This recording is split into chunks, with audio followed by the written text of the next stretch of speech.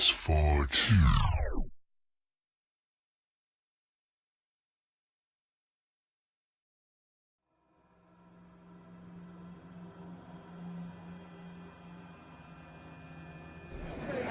Good morning, we're going to get going. Cool for LA.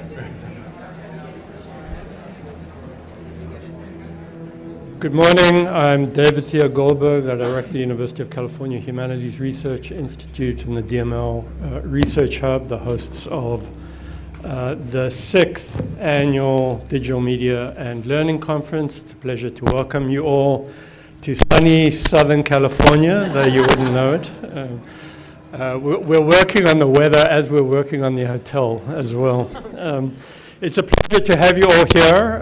It's a dynamic few days. I want to begin just by thanking, before I make some introductions, I want to begin by thanking a range of people. This would not be possible without the support of the MacArthur Foundation, Julia Stash, the president, and Connie Yao, the present and outgoing director of education, Jen Humke, who's in the education initiative, who have over the past decade sponsored the Digital Media and Learning Initiative and made our collective work possible. So I want to mark this just by giving them an enormous thank you. Please join me in conveying that. Both Julia Stash and Connie Yao will be here, Julia virtually and Connie personally present tomorrow at 12:30, where there will be a session that we added very late to the program with a couple of announcements about the future of the initiative as MacArthur sees it. So please join us tomorrow at 12:30. There will be no other sessions running concurrently. We're going into the lunchtime tomorrow, Friday. The theme this year is equity by design, in a sense, learning equity by design. The issue of inequality is on everybody's minds at the moment. Inequality, of course, is produced increasingly by design. Design is the way in which infrastructure, platforms, programs, projects are ordered. And they're ordered in many ways, and often, sometimes just by implication, but increasingly by design, inequities are produced as a consequence. The Digital Media and Learning Conference is conceived in order to address considerations around learning that draw on design in a way that we hope would be able to produce much more equitable outcomes in relation to learning possibilities for all involved. The conference will reframe the debate over equity and educational technology, examine issues of equity nationally and globally. It will give special consideration to marginalized communities in relation to learning and equity and design. It showcases the most current research regarding these considerations. We hope to be engaging you in discussions that promote equity and address, of course, inequity, and it promotes the use of digital media in productive and empowering ways. So we hope this is a very productive set of days from which you will take a number of considerations for your ongoing and future work. It's my pleasure to introduce Chris Gutierrez, who's the DML2015 conference chair. She's a professor of language, literacy and culture at the Graduate School of Education at the University of California, Berkeley. She's a national leader in education, having received numerous awards. Her research examines learning and designed learning environments with attention to students from non-dominant communities and English learners, and she has been published widely. She was appointed by President Obama as a member of the National Board for the Institute of Education Sciences, where she served as the vice chair. She will introduce our terrific keynote panel. Please join me in welcoming Chris Gutierrez. Thank you very much.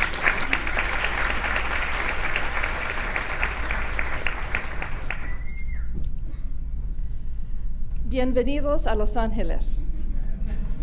Los Angeles is a really fitting city for this year's theme, Equity by Design, and I was so pleased that all the powers that be were excited about the theme and the possibilities of thinking about equity by design.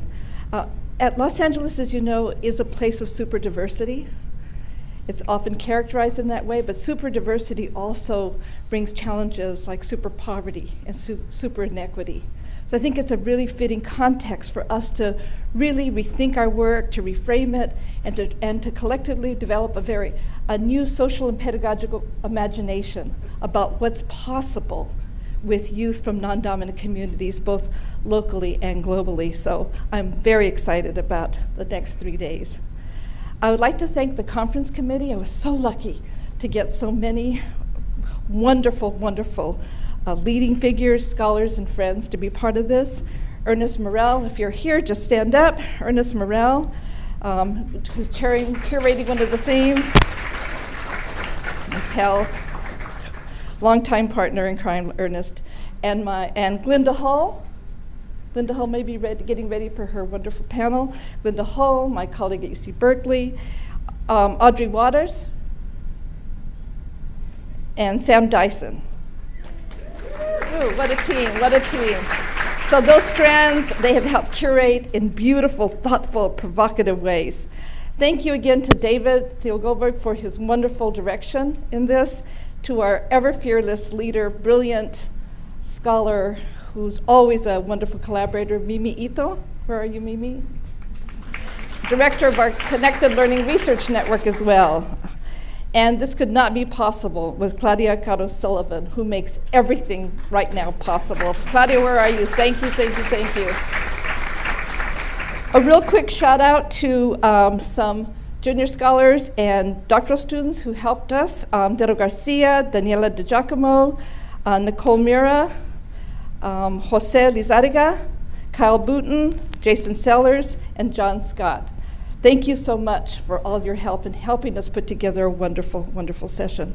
So I don't want to take too much more time. I hope you look at the program carefully. My job now is to introduce my colleague from the Connected Learning Research Network, Craig Watkins. Craig's going to moderate this, and he'll introduce the panel. Craig is professor at the University of Texas at Austin. He teaches in radio, television, film, sociology, and is also a member of the African American Studies Department and a faculty fellow for the Division of Diversity and Community Engagement. His book, if you haven't read it, The Young and the Digital, what the migration to social network sites, games, and anytime, anywhere media means for our futures. And what's so wonderful about Craig's work is he intersects so many different communities. His interest in equity, his knowledge about communication in new media is found in so many communities, African American, Latino, scholarly, grassroots, public kinds of spaces. And he brings to it such a wonderful sensibility, an interdisciplinary sensibility about how to always put equity at the front of our work. And it's been a pleasure working and learning with Craig. So with that, let me turn this over to you, Craig, so you can introduce our fabulous panel.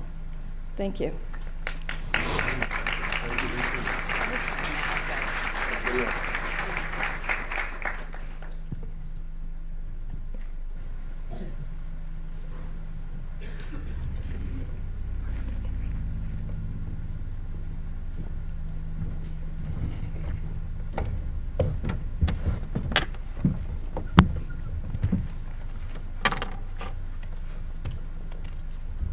Mic check. Can you hear me okay?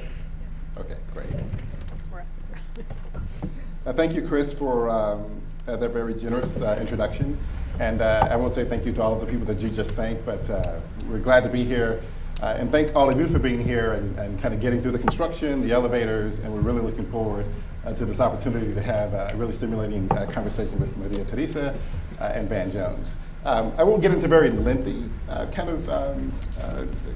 backgrounds and introductions, but I will say just a few things about each of our panelists here today. So many of you may know Maria Teresa Kumar is the CEO and president of Voto Latino.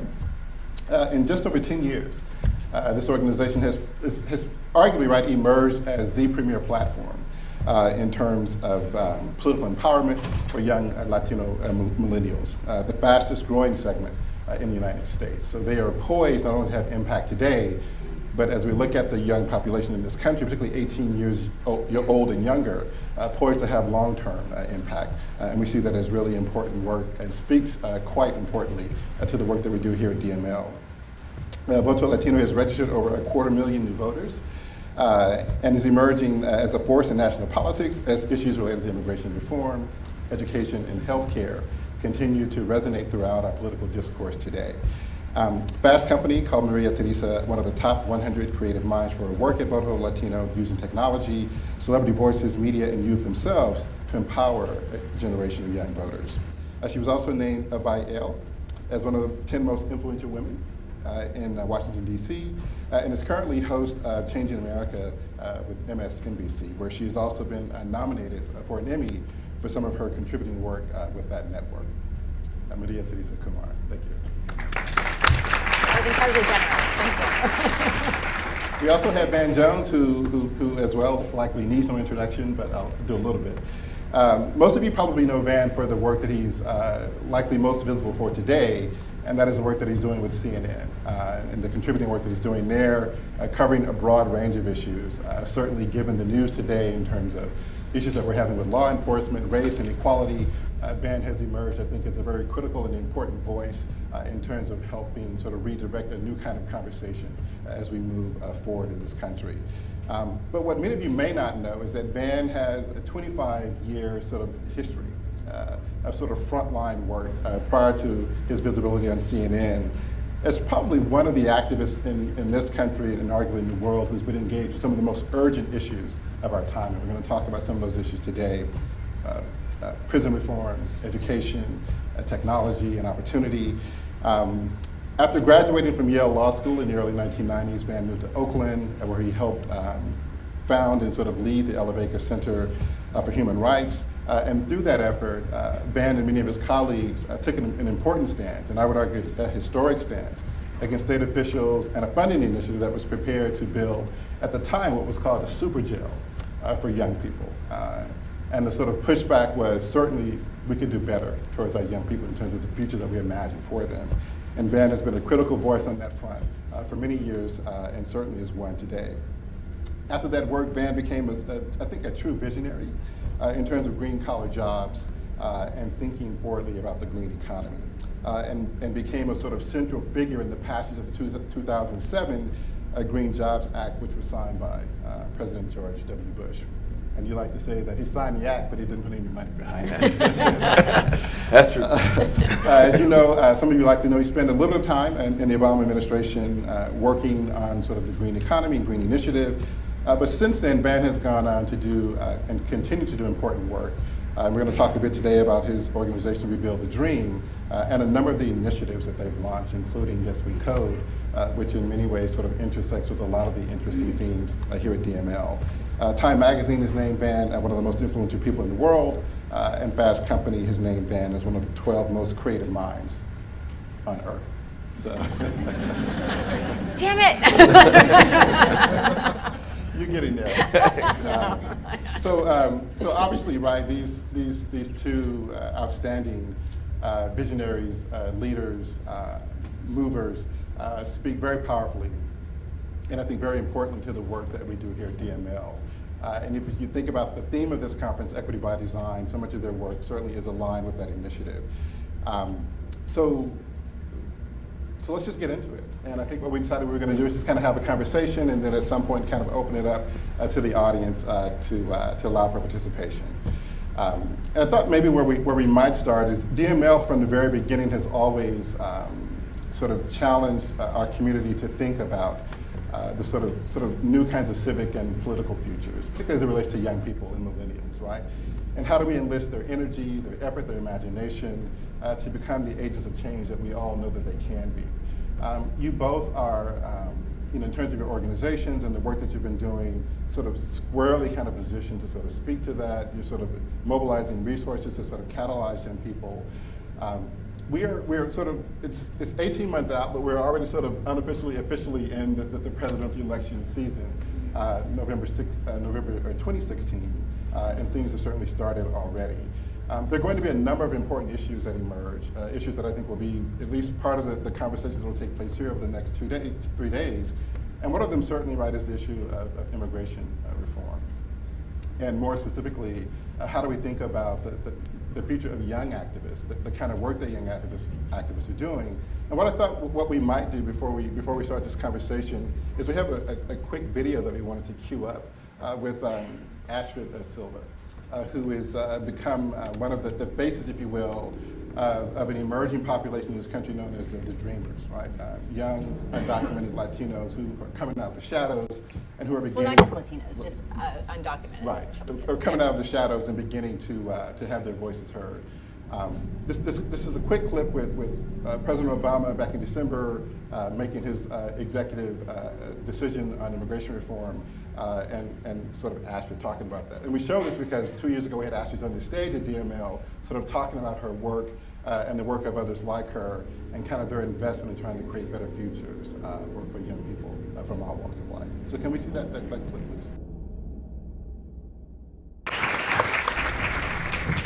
So maybe you both could talk a little bit about where you think we are with immigration reform, and maybe not necessarily from the point of view of Washington, D.C., but from the point of view of young people sort of actively on the front lines, really trying to make their voices heard and really pushing for change. And how do you anticipate moving forward, particularly toward 2016, how this issue will play here nationally?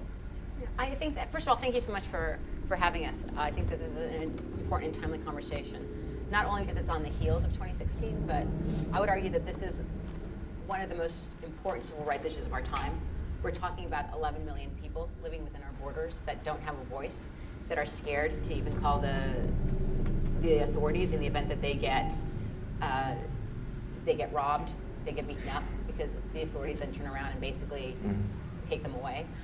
Completely true story. The New Yorker 2 weeks ago, basically in their issue, did something that wrote a piece that was, I think, epitomizes the helplessness that undocumented communities feel. It was a story profiling about a father who was undocumented and he was working and got a call saying that they had their child was kidnapped and they were calling for a ransom. This is in Newark, New Jersey. And the reporter went on to profile that this is actually a problem because what happens is that the children get crossed over the border. The communities know that they're completely defenseless. They know they don't call the cops. So they go and they pay for the ransom. And then it happens again. In the events where the parents have called the authorities, they get deported. This is happening right now within our borders. And this was an article that was written less than a month and a half ago. The fact that we don't highlight this and elevate it as an urgency of now, it tells us that we are, one, allowing injustices to happen within our borders, but at the same time, we are accomplices in this very intrinsic web of worker relationships. And what I mean by that is that every time you go to the grocery store, you eat your food, and I don't have to tell California, you eat your food, you go to the laundry mat, you get your nails done, what have you, you more than likely know that you're interacting with someone that's undocumented, getting paid poorly, being abused, yet you continue to go on about your business and employing them. And until we have a moral check of why that's fundamentally wrong and actually start making demands in Washington, it's going to be business as usual. And that's basically what's happening right now in Washington. Washington does not fear the undocumented immigrant. They will do things to pacify the undocumented immigrant, but they definitely are not fearful of them. I know that, Van, you're doing incredible work right now with the prison industry, and oftentimes what happens is that we're talking a lot about the prison reform system. If you look at the jump in the prison reform system, the first one, the big jump that we first received was in the 1990s, and that was because of basically penalizing low drug crimes, and that targeted specifically the African American community. You see a second jump in the justice system of the population of prisoners That second jump happened around 2005, 2006. That correlates with the privatization, commercialization of private industries of detention centers. It was also fast forward to 2009, where it was the very first time that Latinos surpassed the prison population in the United States. So we have come into a business of basically incarcerating drug addicts that need help and rehabilitation, the mentally ill, and workers. And it's all under the guise that we're either protecting our communities, or we are also incarcerating these individuals. And this is where it gets really outrageous. So you have this private prison industry that's basically detaining these undocumented workers, simultaneously forcing them to do volunteer labor because they can't pay for their meals or get their phone cards that they need in order to call their homes. And they're basically paying them $1 to $3 a day. There was an incredible expose that was done 6 months ago by the New York Times, and there was no outrage. It was just like, oh, that's too bad. It's not too bad. It's a matter of how do we actually make change. I forecast that in the next year, in 2016, what we're going to see is that what's happening right now in the federal level, where the judges basically just put a stay on the Obama's immigration expansion for providing temporary relief. This is temporary relief to undocumented parents and their children. Something's going to come out, whether it's good or not. It's going to be an opportunity to catalyze not just the Latino community or the immigrant community, but it should be an opportunity to catalyze Americans to say the buck stops here.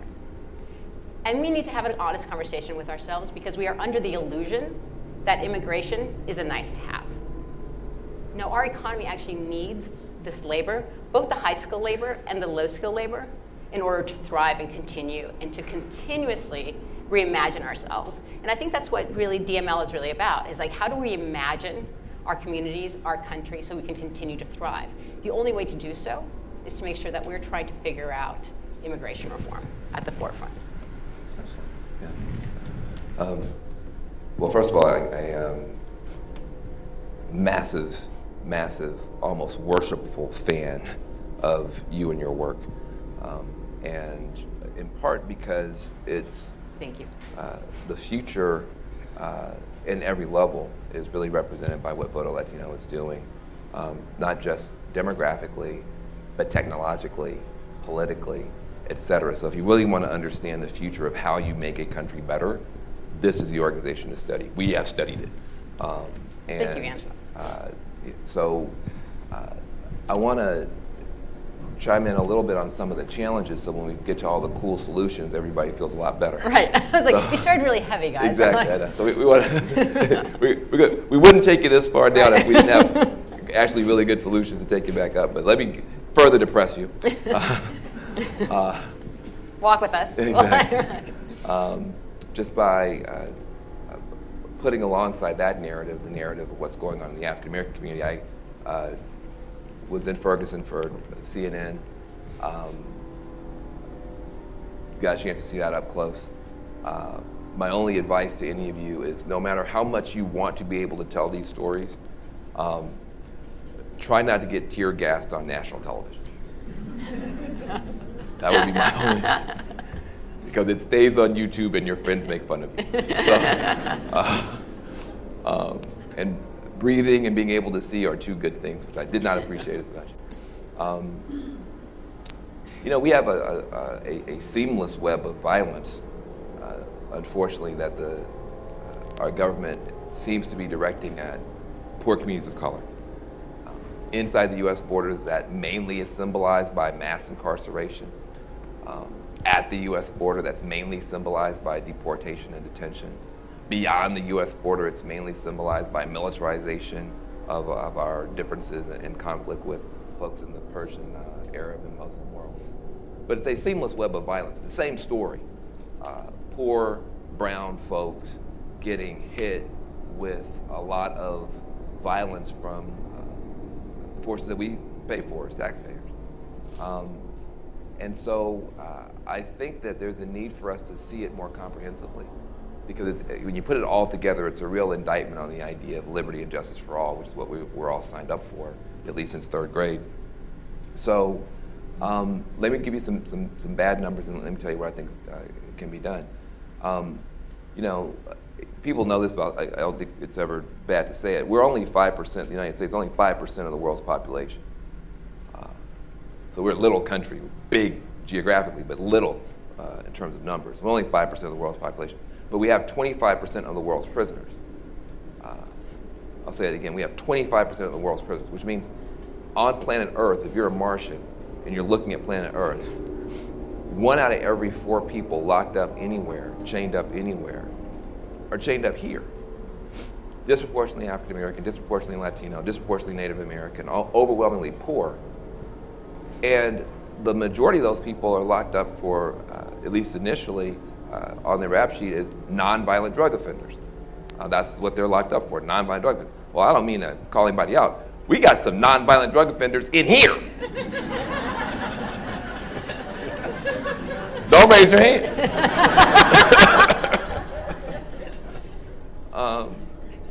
You know, I went to Yale Law School. That was too much laughter. No, exactly. I went to Yale for law school. About 80% of the student body were nonviolent drug offenders, and half the faculty. So, but the New Haven cops never came on campus and kicked in the door at Skull and Bones and drug all those cokeheads out. They drove past the campus 6 blocks of the housing project and put the same age kids within eyesight of each other, doing fewer drugs because they're poor, drugs cost money, in prison. So rich kids doing drugs got rehab, if that. Poor kids doing the same drugs, less of it, got 15, 16, 20-year sentences. You can get 30-year prison sentence in the United States under federal law for a nonviolent drug offense. You get 25 years for shooting a cop. So that gives you a sense of where we are. We're now trafficking in human bodies again. It's an incarceration industry. We lock up more African Americans now behind bars than we had African Americans enslaved in 1850. We lock up in the United States more black people by number and percentage now today sitting here than were locked up under apartheid South Africa when Nelson Mandela was in jail. More by number and by percentage. So when you look at that and you say, well, what's going on? There's an incarceration industry now. Wackenhut, Correctional Corporation of America, they're traded on the stock exchange. Their stock goes up, the more contracts they get, it's heads and beds. You're just processing bodies. So of course you're gonna have longer prison sentences because you got an industry that profits from that. And to your point, here in California, we stopped them from privatizing the prisons, but we've got massive private for-profit deportation centers, you know, from tip to start, here in California. So that's the bad part. Good part is, you know, stuff this bad, it starts to stink up the place. And even people who aren't directly affected just don't like it. And you're starting to see now the beginnings of a movement to return the country to some sanity. I'm part of a campaign called Cut 50, which is a campaign to cut the prison population in half. Just conspiring with her in the hallway to expand that out to include a lot more people than just the African American community. Because we pretend that we have diversity in the United States. We don't. We got bubbles that touch. Yep. We have bubbles that touch. That's not diversity. Diversity when we really take each other's hearts and concerns on as our own. Then that's when the stew's starting to cook. And we're not there yet, even among communities of color. So there's a pathway forward. Even the Republicans, and it's a nonpartisan gathering, I'm not a Republican, but even the Republicans are starting to express real concern about this level of mass incarceration. You have fiscally conservative Republicans who just don't want to raise taxes to pay for more prisons that don't work. You've got libertarians who are starting to say, this is gobbling up a lot of liberty, and I'm concerned. And you have Christian evangelical conservatives who say, if every soul matters to God, how can you put a 19-year-old in prison for doing something you know the kid across town's doing, and then when the kid gets out at 23 or 25, label him a felon, and then they could never get a job, they could never vote. Our view is that we've brought back in 2 of the worst racial crimes in the country through the prison door. Slavery inside the prison, which you just described, working for subsistence or less, that everybody works in prison, and you're forced to. That looks like slavery to me. Then you get out, you're still in economic prison, Jim Crow segregation. Can't vote, can't get a student loan, can't get a job, can't get an apartment, and you can never get out of it. So all that sucks. And we want to do stuff about it. And she's got an organization, I got one, and we got ideas.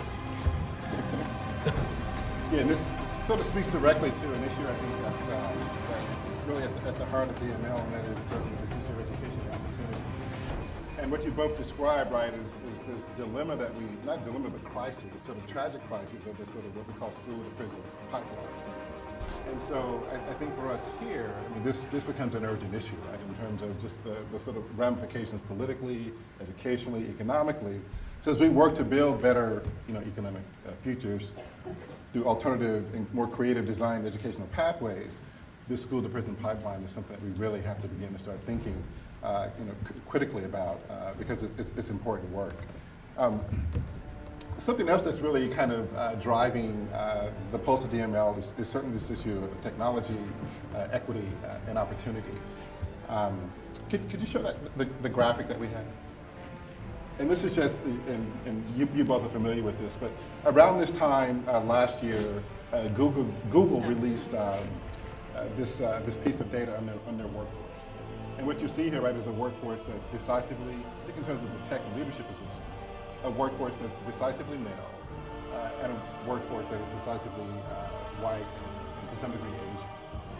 What stands out, right, obviously, right, is the woeful number of African Americans and Latinos represented in these companies and in these positions. Facebook, Yahoo, and others follow suit in terms of releasing similar stats as well. Now, this kind of confirmed what we all feared and kind of suspected, that there is this kind of growing kind of divide in terms of opportunity, and what many of us might describe as a kind of technology-driven, kind of knowledge-driven kind of economy. And this is something that you both have sort of turned your attention to, right, in different kinds of ways. Through both of Latino, the Innovators Challenge that you launched, and we'd love to hear you talk more about that. And Van, the work that you're doing with Yes We Code. And I would love for you to tell at least part of the story about that, how that came about via a conversation between you and that great political guru, Prince.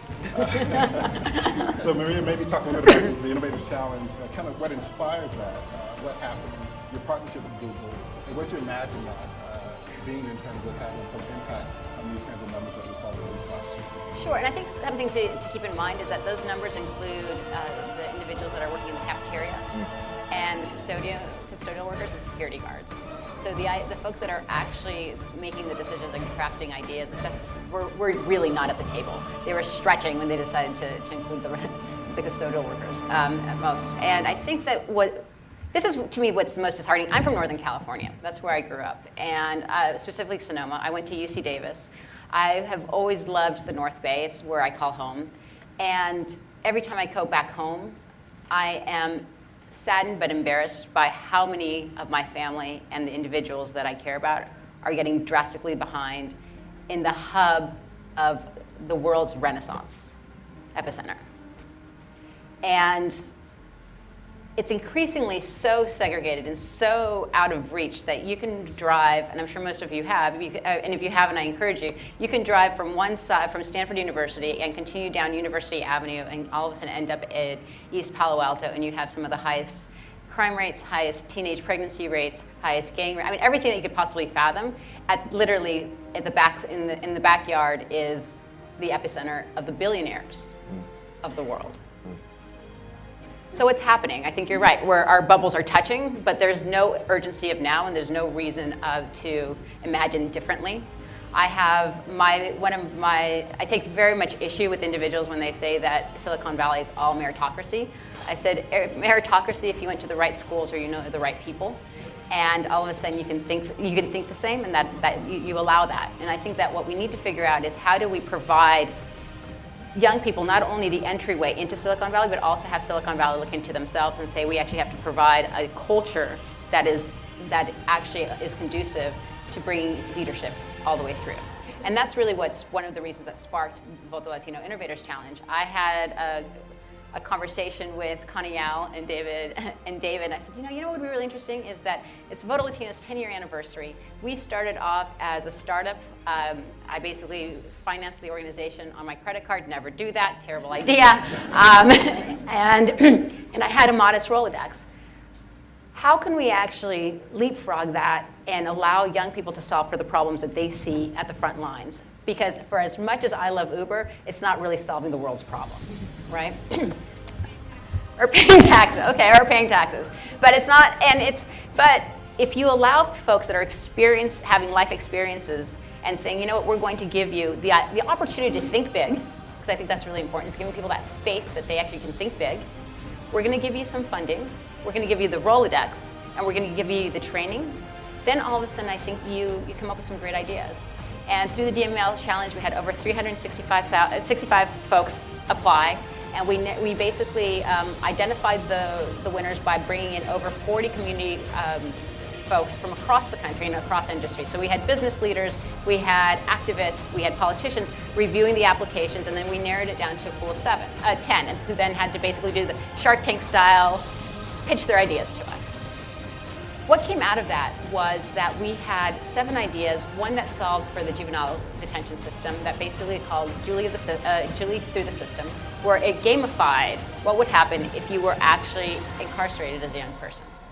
First of all, hearing the pitch broke my heart because the picture that they had was a young Latino who could not have been more than 9 years old, handcuffed on the floor. But it provided folks with the option of, like, if you basically do get pulled over or something happens, you can actually call a professor that can vouch for you, and all of a sudden you can do community service instead of going to juvenile detention.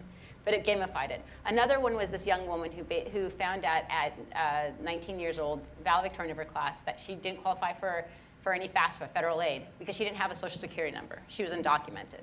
So she's creating the Dreamers Roadmap, where she's going to basically pull together all of the funding available to Dreamers. That impacts a couple million people. Julie Through the System, a couple million people.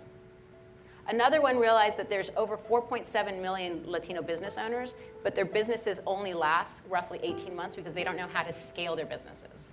Latinos and immigrants are also the fastest purveyors of businesses in the country. They are all solving for problems that, because they are not at the table, but they're issues that the country actually needs to be solved. And that was, to me, if anything, one of the highlights of the work that I've done at Voto Latino, because we've actually been able to see the systems. I had a conversation yesterday, I was in Palo Alto, and I was having a conversation with a funder, and it was curious because they said, well, you know, you guys gave $100,000, that was the top prize, $100,000, but is it working? And in the back of my head is like, you guys you blow through $70 million and never ask, is it working? You know, it's just like, we're giving folks the space and the opportunity to try. And we can't be afraid of failure. That's right. Because if we don't start actually asking the questions to solve problems, we'll always feel stuck. And this way, this was an opportunity to give the community back the opportunity to solve for those big problems. Well, exciting stuff. You know, we have a similar experience with Yes We Code. We've done hackathons in Detroit, New Orleans, and Philadelphia, and similar, having young, mostly African-American kids coming up with their own solutions, very similar stuff. One kid came up with an app he said, I need an app to alert me as to when my court dates are.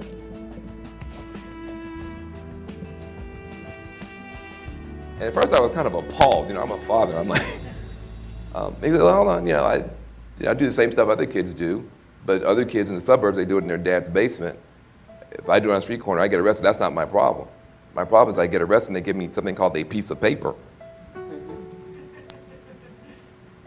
And it says, you have to appear on this date, at this time, on this floor, in this department, and I lose a piece of paper. And by the time I figure out where I'm supposed to be, I'm in big trouble with that judge. As soon as I walk in, you're not compliant, you're out of here. He's like, can't there be an app for that? So they built it. If you ask me what's the one thing that we could do that would do the most good, we should just redesign whatever institution that we're in public or private, to just stop wasting genius. So that would be my slogan. Stop wasting genius. We have absolute, stone cold, ridiculous levels of genius just left on the table because we're not connecting the industry that's built on genius, allegedly trying to scale genius, that somehow thinks with no actual effort or design, they have already captured all the genius. They think they design for everything, they test for everything, but somehow they, without any actual testing or effort, they've just magically captured all the actual people of merit. It just happened spontaneously. Nothing else happens in the world spontaneously. Everything else has to be measured, tested, and planned for, but this happens spontaneously. So they've got all the geniuses already in Silicon Valley. It just happened to be a bunch of white guys. And literally in Northern California, Oakland, the most diverse city in the country, at least, by the numbers.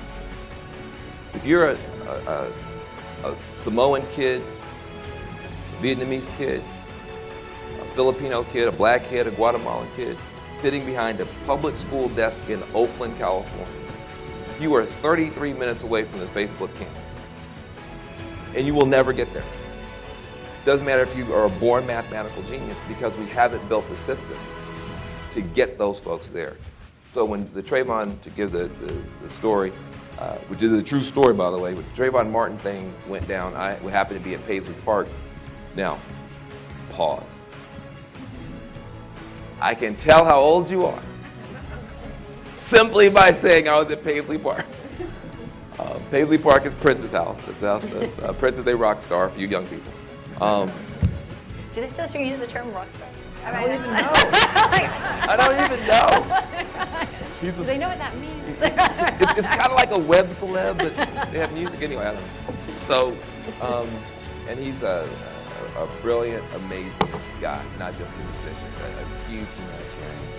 Because of his religious beliefs, he's not allowed to talk about his charitable work, but he's a tremendous, tremendous supporter of good causes. If you work for an organization, you probably have money from them and just don't know it because it's all done anonymously. He helped us a great deal in Oakland, back when we were doing a lot of the green job stuff, teaching young people how to put up solar panels. Because I'm a dad, so I don't romanticize anything. I got a bunch of young people in my neighborhood in Oakland standing in front of my house, pissing me off. Like, I would rather you be on top of my house putting up some solar panels. We got to come up with something for you to do. So that was the entire origin of the green jobs movement in Black America. It's like, you cannot stand in front of my house for another weekend. So Prince helped us with that, and then I was with him when the Trayvon Martin verdict came down, and I was pissed off. And everybody around was also angry, and he was upset, but he doesn't show it. And he made an observation. And his observation was very typical of him. He said, whenever you see a black kid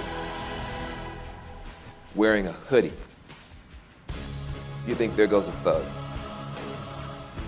But if you see a white kid wearing a hoodie, you think Mark Zuckerberg. It's not the hoodie. He said the hoodie is the uniform in Silicon Valley. Nobody's shooting anybody there. Nobody's beating anybody up there. He said, why is that, man? I said, well, because of racism. He said, maybe. Or maybe we just haven't created enough black Mark Zuckerberg. He said, maybe you're focused on the wrong stuff. And that was, very embarrassing to me. I'm the big civil rights guy. But we looked into it, and it turned out there are in the Native American, Latino, and black communities organizations that are trying to help young women and young men to get into this field, but they are small, undersupported, marginalized, tokenized, not scaled up, not given the real support that they need. So we built something called Yes We Code, basically just to try to help aggregate some of the good that's already happening and give it a little bit of lift. So Prince did a concert for us last July, 50,000 people in New Orleans to launch it. And we now are partnered with all the big names. And we just raised a couple $1 million in Oakland to build the first true talent pipeline to connect Oakland and Silicon Valley. We have 12 tech companies that have signed on, 5 boot camps. Let me just say this. I may go one point, but I have to say this. I think that we don't understand the opportunity that's in front of us right now for communities that are struggling when it comes to technology and stuff that she's talking about. Just on the worker side, forget equity, forget entrepreneurship, forget all this stuff we know is the real game. Let's just play the little entry-level worker game, okay? The tech industry is going to be 1 million workers short in 8 years. 1 million workers short. I didn't say 1 million African American, Latino, Native American, female. I mean 1 million workers, period. They don't have enough white guys. Okay? So, I love when there's a labor shortage. I love it. Anytime you don't have enough workers, I'm happy because I got a lot of people who need some work. So, if we just did 10% of that million as women and men of color, that's 100,000 women and men of color who could be on the ground floor for an industry that's going like this. Well, and Van, just to interrupt you and add a little bit, what folks don't realize is that we actually have record numbers of Latino and African Americans graduating from STEM, but only 1 out of every 4 actually get employed. And there is a retention problem because many of them don't even last. So we have to basically reimagine what a tech worker looks like. And I think that's what you're getting at. Like, what does a tech worker look like so that when you walk through the door, folks are open to actually seeing a person of color being able to fill those positions. And let me tell you, Latin America doesn't have that problem, right? Mm-hmm. You go to areas in Africa, they don't have that problem. So it's definitely perception of what ability is. And I think it's this pipeline issue, Van, that you alluded to. Because the issue, right, is, and if you look at the research, it's not even right that Latino and African American kids, for example, don't have STEM aspirations. It's really the pathways to those opportunities that are kind of critical. And I think research is suggesting, right, that just exposure to careers in STEM, exposure to people in STEM can really make a difference. So in terms of the work that you see yourselves doing, and the work I think that many people in this room are doing, I mean, how do we begin to really sort of build out that pipeline, which I think is so critical in terms of helping young people to sort of reimagine their own possible futures? Well, I think one is creating the spaces. So it came to my attention after we did the VL Innovators that Voto Latino was the very first accelerator ever to give funding to a cohort of Latinos. This is 2015, and this was a contest as an idea. So now we are actually in conversations trying to see can we create a permanent accelerator program within Voto Latino. And I think one thing is that people at the end of the day, yes, you want to solve for social problems, but we also recognize that we have to make a business case. And so the more that we can actually attract talent so that there is actual return, I think that people will follow the money. I agree with that 100%. I also think that if you're African American, you look at your kids playing, we still are doing silly stuff. Maybe my kid's going to be able to get in the NBA. So you got 1 million African American kids every weekend playing basketball trying to get in the NBA. The problem is the NBA hires 15 kids a year. So you got 1 million black kids trying out for 15 jobs. If then we're not careful, you'll have 15 little black Urkels trying out for 1 million tech jobs. Well, that's not going to work. You can't put maximum effort against minimum opportunity and win. And you can't put minimum effort against maximum opportunity and win.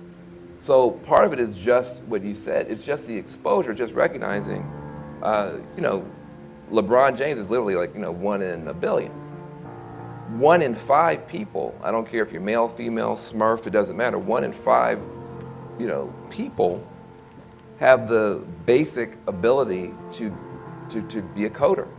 The pattern recognition, the persistence, et cetera. It's much, much more likely It's ingrained, yeah.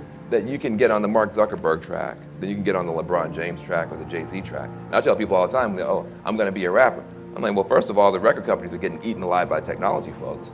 So how are you going to make any money? I said, don't show me your rap, show me your app. I'm clever. So I think that there is, on the one hand, we need to broaden the number of people who are exposed. Yes, We Code does a lot of that. We have partnerships with Essence Magazine, Time Inc., MSNBC, you guys, to broaden the app, the top of the funnel. But we also have to have both employers and investors who are much more willing to think through their own biases See, I think the meritocracy problem is actually reversed. If you can't figure out how to tap genius that 30 minutes from your damn building, I question the meritocracy of your organization. Don't tell me about my kids don't have merit. There's something wrong with your organization if you can't see the merit. So we've got one more question, and then if you have questions, we also wanted to spend some time just kind of opening it up and allowing you to speak to both Van and everybody and to do DML is populated by a lot of young leaders in education, technology, sort of civic and political life. And I'm wondering, just kind of based on your own experiences and the great work that you've been doing over the course of your career, you know, what advice might you offer to those here and who may be watching online, who are aspiring to launch something locally, who really want to have impact? What resource do you think is really critical? What disposition? What advice would you give to someone who says, you know, I want to make a difference, these issues are important to me, where do I start, how do I start, and what do I do? Kind of just based on your own sort of history and experience, what might you suggest to those young innovators who are here and around? My suggestion is that, when we set out with Voto Latino, basically we just had assumptions. And those assumptions were that there was a massive amount of Latino youth that could help navigate America for their parents. We knew that the majority of them spoke English and they used technology. Now, give me some credit, this was 10 years ago when everybody thought that I was crazy and nuts and that wasn't happening. You know, 10 years later, we're like, yes. So we had three basic assumptions that we were able to identify and support through market research, not in the academia, but in general market. And basically, corporations, we used all our findings from what corporations had basically done analysis. And I say this because we had three basic assumptions and a bit of an idea of what we wanted to do, but then we started tapping really, really smart people and surrounding ourselves with people that wanted to solve the like problem. And I think sometimes when you are thinking of an idea, you feel that you have to have all the solutions right away. And what you don't want, what you actually need is you have to have some clarity and vision, but then surround yourselves with the best of the best so that they can help move that agenda forward. And you want folks to evangelize for you, that they actually understand what the issue is, they see themselves invested in it, and they help solve the issue with you. I think oftentimes, sometimes you want to strike it out on your own, and that's a long, hard journey, and you're basically preparing yourself for failure. Coming from a very, I always like to, this is for my Latinas out there and my immigrant community, women out there, oftentimes in immigrant communities, you want to solve for your issue by yourself. What happens in the home stays in the home, and you have to basically self-solve. You have to break away from that. One of my life journeys was how to start asking for help. And through that development, I think that we've been able to create an incredible partnership, not only with Van, but with so many other entities and individuals, because we have an urgency of now. One of the things, if you were to tell me, one of our blind spots right now that's happening in America is that we keep thinking that immigration is the only issue that Latinos care about. We can't actually start solving for real issues until we get immigration past us, not because it's a Latino issue, but because it's an American issue, and because 1 out of 3 Americans, when asked about Latinos, 1 out of 3 believe that every Latino they see is undocumented. When in fact, close to 70% of all Latinos are US born, not including the rest of us like myself that are naturalized.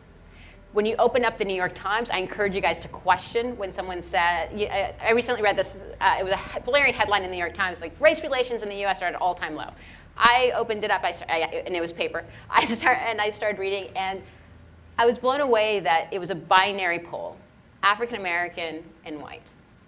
We can't solve for our country's problems until we ensure ourselves that we're actually including the second largest, fastest growing demographic of Americans in every single poll. I encourage you guys in the work that you're doing, because I know that you all want to solve big problems, whether at the local level or at the national level. We can't have those problems solved if we're not including this demographic. I spoke to a pollster shortly after who was affiliated with the New York Times, and I asked them why, and they said it's because 3 out of 10 Latinos don't speak English. I said 6 out of 10 of us do. Yeah. And if you're talking about an undocumented population, the likelihood that they're undocumented, maybe those are the individuals that don't speak English. You're just telling me that you're not trying hard enough. And we actually have to, in order to solve big problems, we actually have to make sure that they're included. And just one last note, when we're saying that there's a tidal wave of Latinos coming, we're not kidding. 40% of all Latinos are under the age of 20. The group of where they are right now is 14 years old. Individuals start identifying with political thought and identity between the ages of 14 and 24. They're ripe for this conversation. We just have to give them a chance and give them the space to talk about it. Good. I should have gone first. You can end with that.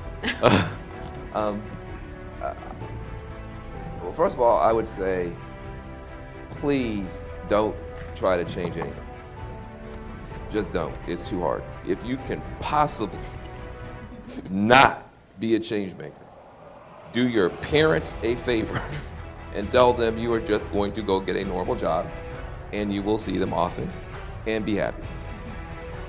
Now, if you can't even hear what I just said because it sounds too nutty and you know you are going to do this, then I think the advice you just got is perfect.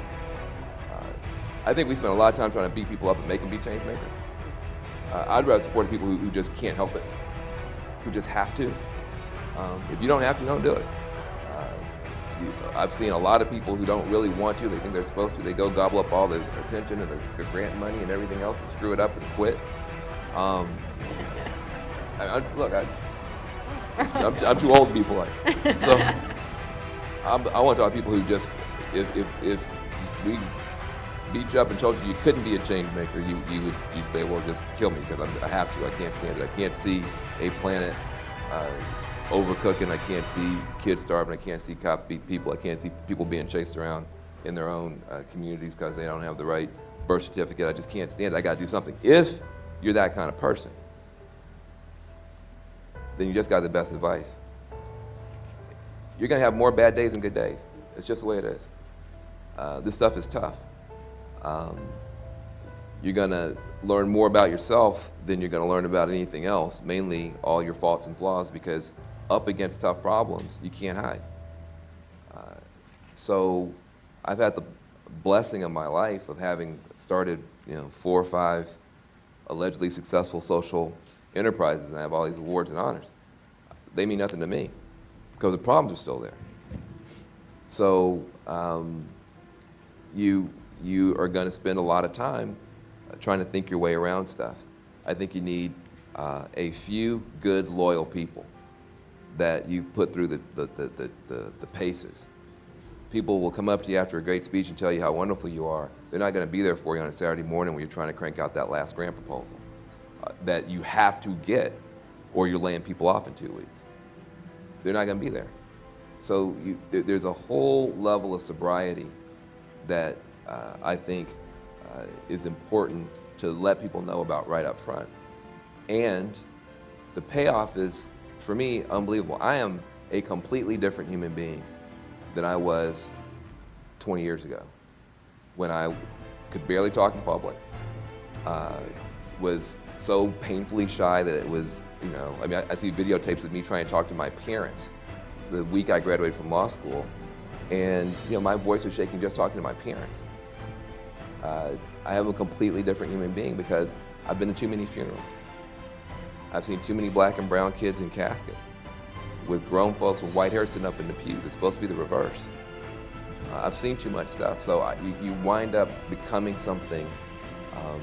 And somebody told me this: everybody has a fate, and everybody has a destiny. They're not the same. Fate is the stuff you can't do nothing about, no matter how hard you try. No matter how hard I try, I'm never going to be a beautiful 23-year-old Asian guy. It's not my fate. I've been working at it. It's not changing. So you gotta. Now you may be able to. But I mean, exactly. If Google can get that reversing Asian thing going, I'm gonna get the reversing aging, not the Asian, the aging. But you've got a fate. You're born into a certain body. You're born into a certain time. There's certain things you can't do anything about, and a lot of people are defeated by that. But they forget you also have a destiny, and your destiny is not your fate. Your destiny is completely different. Your destiny is that call to greatness inside you anyhow. You know, an acorn has a destiny to be an oak tree. Doesn't mean every little acorn becomes an oak tree. Some of them get smushed on the sidewalk, some get eaten by a squirrel. But every single acorn has that call to greatness. And it's in you too. There is some call to greatness inside yourself. Now you can answer it or not. Nobody's gonna know what it was, nobody can judge you for it. But if you keep feeling that call, and you keep looking at your notebook, and 7 years ago you're writing the same thing I'm gonna do, and you could have written it this morning, that's your call to greatness. And you know, you already got the best advice for it, but in terms of the mindset, first of all, don't do it. If you can possibly help it, don't do it. But if you do it, find a couple of good friends, know it's gonna be harder than it's gonna be easier. But keep checking back into that call to greatness, and eventually you wind up doing stuff you're proud of. So we wanted to open it up. If you have any questions, remarks, observations, we'd love to get a little bit of interaction with our few minutes left between you and Ben and Maria Teresa. Do we have mics, or should people? We do have mics. So here's we have a hand right here. You stand up, please, sir. Maybe not. So my question is, what role have Asian Americans played in both of your work? Because I feel like when we're talking about diversity and equity, it's an interesting place to be in, because half the time we're feeling really good about ourselves, and half the time we're feeling kind of guilty because we jump sides of the fence, depending on the issue we're talking about, based on whether we're doing well in that section of society or not.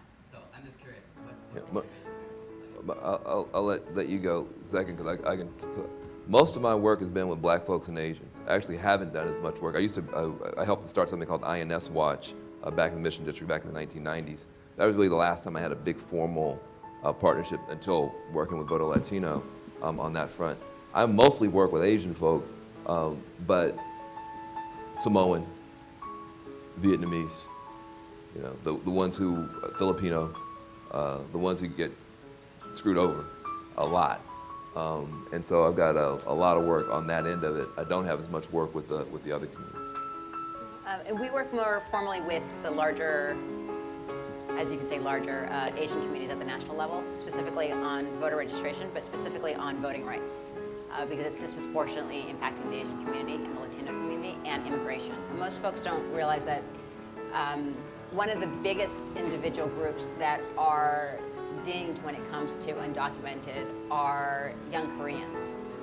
Many of their parents got a special visa to come in and open up a dry cleaning store, and they were grandfathered in, but the moment that they turned 21, I think it's 18 years old, they're no longer grandfathered in. So you have a generation of young Koreans that do not have access to the system.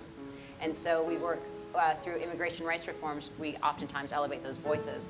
If anything, anytime the White House asks us for a undocumented voice, 99% of the time we actually look for an Asian to basically open up and say, this is something that is not necessarily just a Latino issue, this is actually very multicultural. A couple of years back, there was a conversation between YouTube and the president, and it was right after the State of the Union. And we actually identified a young man by the name of Steve Lee. He had a crazy, wild immigration story. His parents were fleeing China via Peru, where he was born, and came to the United States. And so they wanted to deport his parents back to China and Steve to Peru. And he was raised in San Francisco. So that was one of the individuals that we highlighted. Good morning. My name is V. Bravo, Education Director at the Tribeca Film Institute out of New York City. I too was undocumented for 10 years when I came here in 1980. So I'm one of the people that you mentioned. I now work in prisons, bringing filmmaking programs into places like Rikers Island, Otisville State Prison, and actually the prison that was featured in New York this past week where the two men escaped from. The question that I have for you both is, what are your thoughts on working and equipping the young men and women who are doing 2 to 3 year bids in our prisons who are coming back home? There's a lot of focus on preventative measures, right? Not to get black and brown folks into jail, but we have about, in New York City, about 40,000 young men and women that re-enter society after like a short bid. How are we using digital media to help them become the productive citizens that they need to be? Well, first of all, I'm glad that you raised it, and it gives me a chance to point out that this month there will be federal legislation, finally, we believe, bipartisan, comprehensive, it gives you PTSD, bipartisan, comprehensive. The immigration bill is allegedly going to be bipartisan and comprehensive. But on the criminal justice side, we do have a bill that we believe will be introduced in the House with a very far right-wing Republican and a very far left-wing Democrat to begin to do something about the whole system, at least at the federal level. And when that happens, our campaign, Cut 50, Cut the Prison Population in Half, cut50.org, is going to need all your help. That bill, I say it's comprehensive because it tries to reduce the number of people and the amount of people who go in, but also tries to figure out what to do with folks when they come home. And this whole reentry crisis and second chances, now it's being called second chances, it's called reentry, is a massive thing. I think that if you look at the digital economy, young people of color do really well on 3 out of the 5 things that are necessary to succeed. There are 5 C's in the digital economy. There's creativity. Nobody doubts the creativity of young people of color in this country. There's communications. Nobody doubts the communication genius of young people of color in this country. There's connectivity. Young African Americans, Latinos, Asians, and other underrepresented minorities over-index on Twitter, over-index on Instagram. We're overly connected. So those 3 C's, creativity, connectivity, and communications, we dominate everybody. It's the cash and the coding where we fall down. We don't understand the finance, the business part, and we don't understand the technology part. And so other people then get all the value. Black Twitter, in case you haven't noticed, is not on the stock exchange, okay? Twitter's on the stock exchange, making money. Black Twitter is just a bunch of us making money for other people.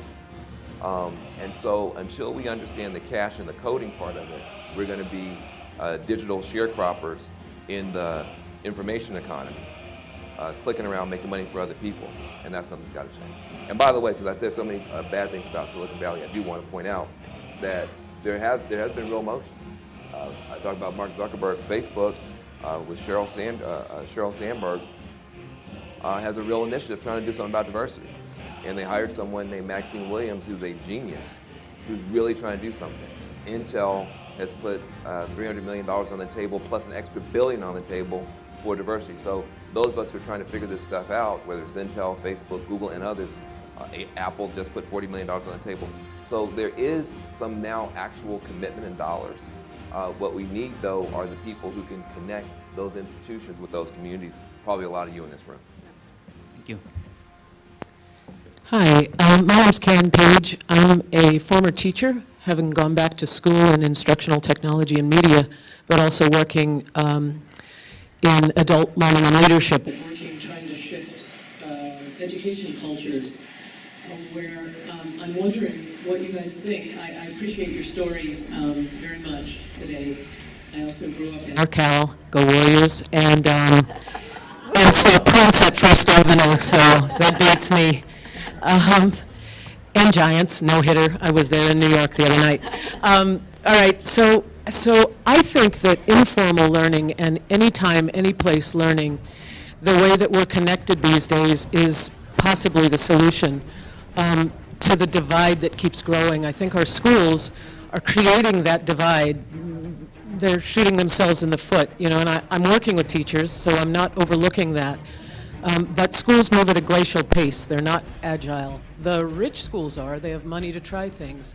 But the public schools where I went in Oakland didn't. And so I was just, while you were talking, messing with some numbers. And I saw that 168 hours in a week, and school is about 40 hours. And if you give a kid 8 hours to sleep, that's 56 hours. So that leaves 72 hours for the rest of us to design opportunities like you guys are doing with organizations, or some of the designers can do with solutions, to allow kids to go beyond schools that are, I think, keeping them down, or at least the majority of children of color and children of struggling communities. So I'm just curious if you see that market as a positive, because the other C we're falling down on is confidence. If a kid doesn't have confidence, they can't dream or they can't problem solve. And so, yeah, just curious about your feeling about that space. So I participated, I was the co-chair of the Aspen Institute on Connected Learning. And it was also underwritten by MacArthur. And MacArthur's thinking about it exactly how you're saying is, how do we reimagine education for the 21st century? Recognizing that the moment that a young person steps out of the classroom, there are opportunities to learn in local community organizations, there's opportunities to learn in the local library, there's local internships, reimagining how they are connected. And what MacArthur is trying to solve for, though, is how do we actually quantify and qualify that learning, so that we actually provide an incentive for the child to go into the library and all of a sudden I learned a new skill. Let's say I started to learn how to code at the library. So that you could actually have something on your transcript so that employers all of a sudden, basically a digital badge, which we, Voto Latino, experimented with last year through our leadership development. But this idea that this digital badge all of a sudden is saying, you know what, this individual actually received some sort of excellence of training, so that then they could actually be recognized outside of the classroom. Because I think you're right. I think that right now we are kind of stuck as a country. I think the reason that we're stuck as a country, by the way, is lack of will, too. I think that everything gets so overwhelming that we don't know where to start. And I think that if we get our druthers together and actually say, these are the areas where we're going to reimagine, learning being one of them, then it actually allows us to recognize not only the brilliance and genius that a young person has, but then an employer can actually adapt it and say, oh, I understand what you did as an intern here, or I understand what kind of course you took at the library. But we have to basically go beyond school in order to do that. And we have to understand, we also have to train our teachers with confidence to shepherd our kids into the 21st century. Because I think oftentimes teachers are in the center of learning, but oftentimes maybe what they need is to get retrained so that they realize that they actually are the shepherds of technology and are the ones that are molding the kids on where they should be going, so that they're creating trusted spaces. Yeah, thanks. Yeah, what she said. Hi, I'm Gabe Lyon from the Chicago Architecture Foundation. Go, Hive Buzz. Yeah, woo!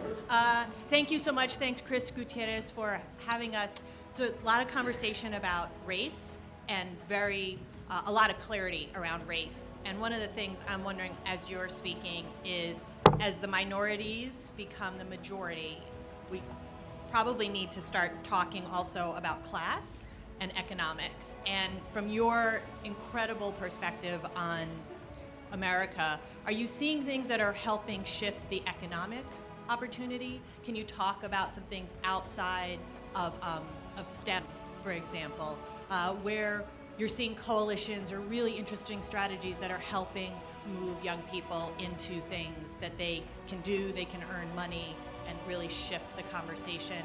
And one of the reasons I talk about STEM, even though I've been an activist in STEM for a long time, is there are a lot of ways where advantage accumulates quickly in STEM, but disadvantage accumulates even faster.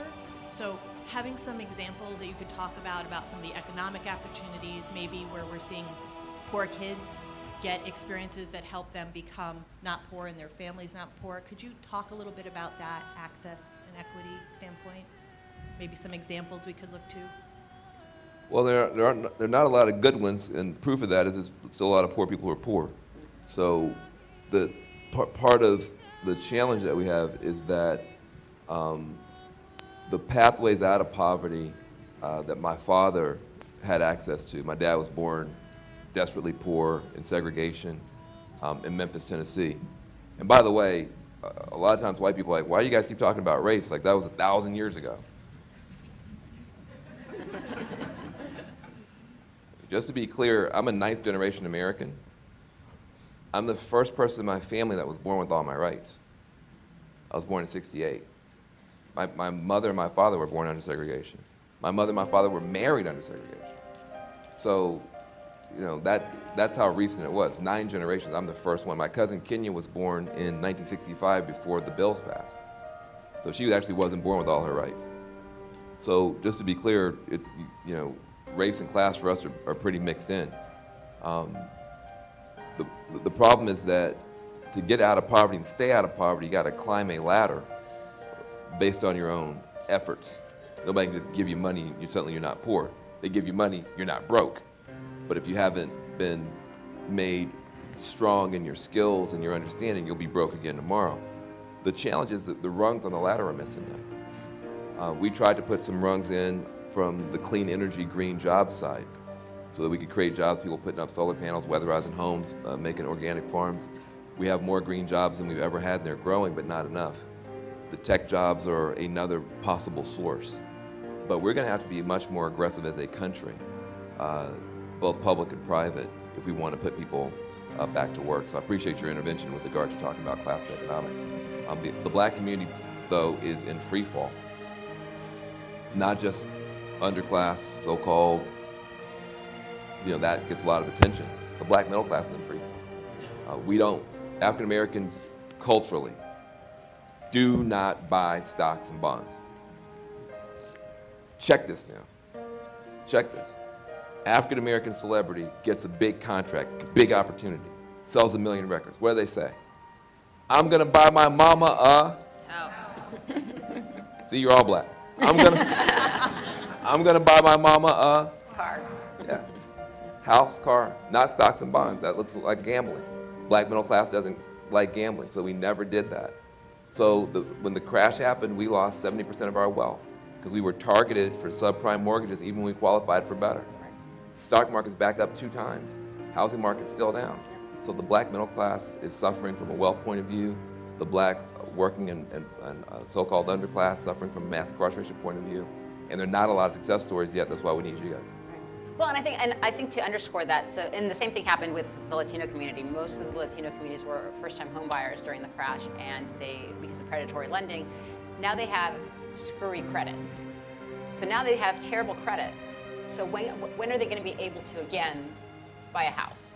So one of the things, and this is just speaking out loud, is one of the things we actually have to look at is how do we reimagine credit scoring when we have a generation of not just African American and Latino, but a whole generation of young Americans across the board that are not going to be able to qualify for housing because they were part of the gamble of the banking industry that walked away with tons of cash. So that's one underscore. But I'd also say, I'd also argue that when you look at everything from the Tea Party, the Occupy Wall Street movement, when you look at even what Black Lives Matter, they're all symptomatic of the exact same thing in many respects. And that is increased inequality in this country. And folks are not sure how to voice it and how to move it into changing government. And I think that if we can get those, and I say the Tea Party is part of that because I think the Tea Party is the grandparents and Occupy are the grandchildren. And they just don't know how to come together, basically saying, wait a second, I feel the oxygen coming out of my home, and grandparent, I can't even achieve your home, right? And then you have the Black Lives Matters, where you have an incredible movement of African Americans, Latinos, progressive whites, just saying, enough is enough, but it's symptomatic of something bigger that's happening in this country. And so how do we capitalize on those moments so that it becomes transformative and hopeful? And I think that's what we're trying to sort out here. I see hands and others in line, but unfortunately, time says that we have to stop here. You have one more point. Look, I need Voto Latino deserves your help. I need your help. So we need your help. No, I'm just joking. Man. I'm joking. They deserve it, need it. We need it, need it. We need it. We're the smallest civil rights organization in this country. And the best. She says they're the smallest civil rights. Nominal, yeah. She said they're the smallest civil rights organization for Latinos. They're one of the smallest civil rights organizations, period. You have to put Latino, and the best, period. Period, full stop. So please continue, if you aren't supporting them, support them. We have an organization that's new, that's why I said say, we need your help because we don't have the track record. We just got the hopes. But we have you, Van. You're amazing. Okay. It's called the Dream Corps. Kind of like the Marine Corps, but more fabulous. Okay. The Dream Corps is a new organization that's consolidating a lot of the work we were describing. I just want to make sure, my staff would kill me if I didn't point out that we do have an organization. It supports Cut 50, this campaign to cut the prison population in half. It supports Yes We Code, this campaign to get 100,000 young adults of color coding. It also supports Green for All, which is a campaign to increase by 10 times the amount of solar in communities of color. Dream Corps, thedreamcorps.org online, and we need your help, so thank you. Okay, so please welcome me and join me rather in thanking Maria Teresa and Van Jones for being here today. Thank you.